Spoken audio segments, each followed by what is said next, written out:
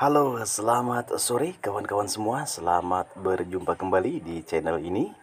Pada kesempatan sore yang berbahagia ini, saya akan melakukan sebuah eksperimen kecil-kecilan untuk menjawab sebuah pertanyaan yang sering kawan-kawan ajukan, bahkan mungkin membuat kawan-kawan bingung.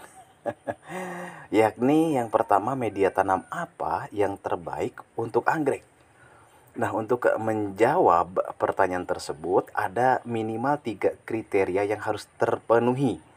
Yang pertama, yakni memiliki kandungan unsur hara yang tinggi pada media tanam tersebut. Kemudian yang kedua, mampu menjaga tingkat kelembaban yang relatif konstan. Yang ketiga, tentu saja mudah didapatkan. Nah, pada kesempatan sore yang berbahagia ini, saya akan melakukan eksperimen berupa uji visual atau uji kekeruhan dari media tanam yang biasa kita pergunakan.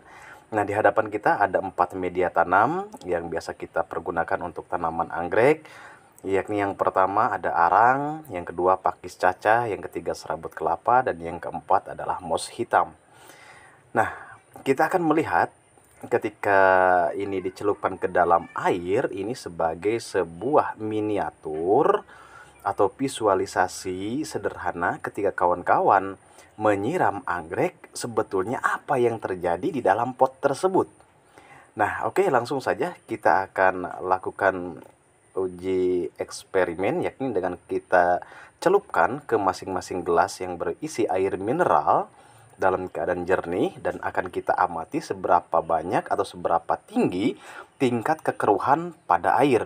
Semakin tinggi tingkat kekeruhan pada air menunjukkan semakin banyak unsur hara yang larut ke dalam air. Artinya, unsur hara yang terkandung di dalam media tanam ini akan banyak pula diserap oleh akar. Oke, langsung saja kita mulai eksperimennya. Kita akan celupkan masing-masing 10 celupan dari media tanam ini ke dalam air mineral yang telah kita sediakan. Oke, langsung saja yang pertama, yakni arang. Kita coba celupkan dan kita coba lihat apa yang terjadi pada air, sejauh mana kontaminasi air ketika dicelupkan arang di dalamnya. Nah, ini dia kawan, penampakannya cukup keruh ya airnya. Oke, ini yang pertama. Kemudian yang kedua, yakni papan pakis atau barangkali pakis cacah. Ini kita sama celupkan kurang lebih sekitar 10 kali celupan. Dan kita lihat hasilnya ya seperti ini. Yang ketiga, ini adalah serabut kelapa. Kita sama celupkan kurang lebih sekitar 10 kali celupan ke dalam air. Dan kita lihat seperti ini. Yang terakhir, yang keempat, yakni moss hitam. Kita celupkan sama kurang lebih sekitar 10 kali celupan pada air mineral ini. Dan wow, sungguh ada perbedaan yang sangat kontras ya kawan. Oke, karena tadi kita melakukan percobaan tanpa pernah melakukan percobaan sebelumnya. Jadi dari 4 media ini saya tidak tahu mana urutan pertama, kedua, ketiga. Oke, kita susun ulang ya kawan. Nah, ini dia susunannya setelah kita melakukan eksperimen tadi. Dengan kita celupkan ke dalam air mineral yang bening. Kita coba kocek lagi ya, biar sedikit lebih homogen larutan dalam air ini. Nah, ini dia kawan hasilnya, yakni ada urutan yang berbeda rupanya. Yang paling jernih sampai dengan yang paling pekat airnya, yang tentunya ini menentukan sejauh mana partikel-partikel di dalam media tanam tersebut ketika dicelupkan ke dalam air atau ketika nanti disiram oleh air. Seperti inilah hasilnya. Nah, yang paling bening di sini adalah pakis cacah. Nah, ini dia kawan, menunjukkan unsur hara yang bisa larut dalam air sangat sedikit.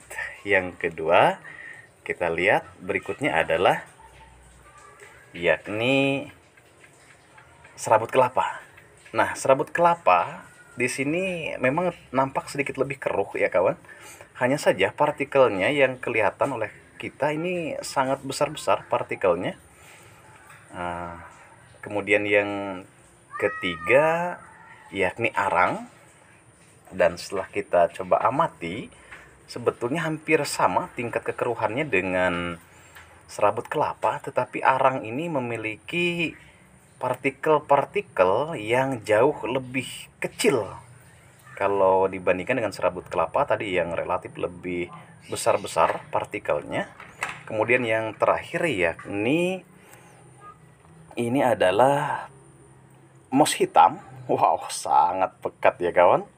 Ini dia seperti air kopi.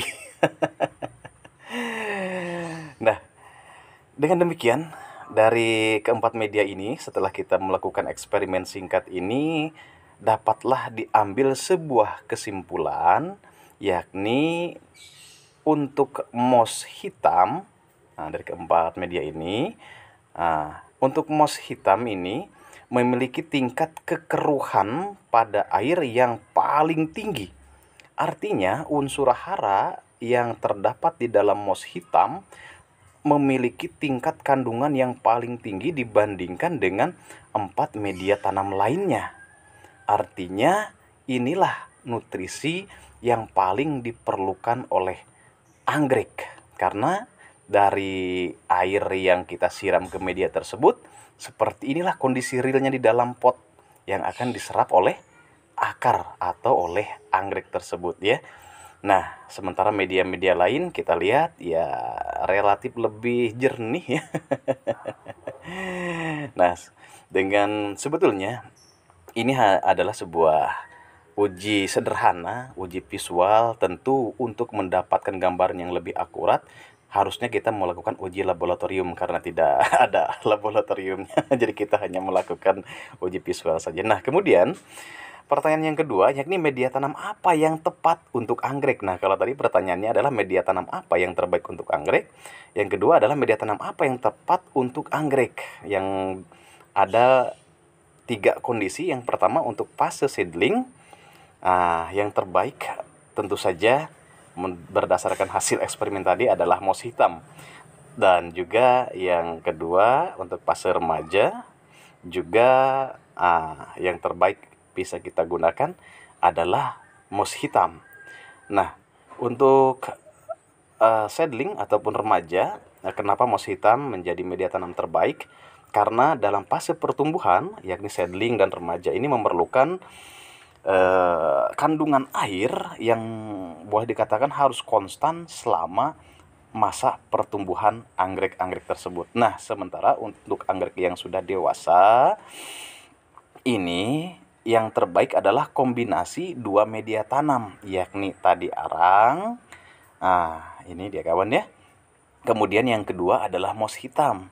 Nah, kenapa dikombinasikan kedua media tanam ini? Nah, yakni ketika kawan-kawan meletakkan dalam 2 kondisi. Pertama dalam kondisi full sun dan full rain.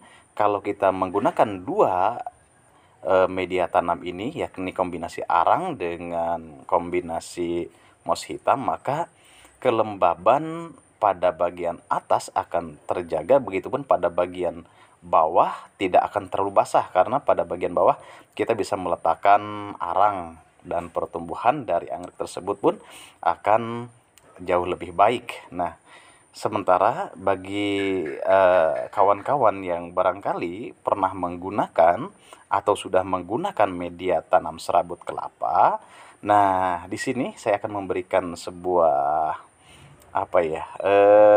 fakta bahwasannya untuk media tanam, nah ini kawan ada 1 pot. Media tanamnya ini adalah serabut kelapa ya kawan. Dikombinasikan dengan di sini mos hitam. Nah, kita coba lihat, amati pada serabut kelapa yang bagian tengah ini kawan. Ada bercak-bercak putih. Coba saya zoom. Nah, ini dia kawan. Sudah mulai nampak. Nah, yang bercak-bercak putih ini adalah jamur kawan. Nah, ini dia. Nah, oleh pisau pun terangkat ya. Nah, ini adalah jamur. Jadi, untuk media tanam eh, serabut kelapa relatif rentan terserang jamur dibandingkan media tanam moss hitam. Nah, bahkan kita coba eh, bandingkan ya kawan. Nah, ini dia. Kalau moss hitam tidak terserang jamur, tetapi untuk serabut kelapa itu relatif terserang jamur lebih mudah ya kawan. Nah, saya tidak merekomendasikan kawan-kawan menggunakan serabut kelapa sebagai media tanam. Nah, yang terbaik adalah kombinasi antara arang dengan moss hitam. Kita lihat di sini tidak muncul jamur baik pada arang ataupun pada moss hitam ya, kecuali tumbuh beberapa atau bagian kecil saja pada media ini, yakni lumut, dan itu sesuatu yang alami ya kawan. Karena di alam sendiri anggrek ini nempel pada kulit kayu, pada lumut. Mereka hidup berdampingan atau hidup saling simbiosis mutualisme. Yakni saling memberikan keuntungan satu sama lain. Nah, bagi kawan-kawan, barangkali inilah uji coba kita untuk media tanam apa yang terbaik untuk anggrek kita. Mudah-mudahan bermanfaat. Sampai jumpa di lain kesempatan. Selamat sore dan selamat beraktivitas.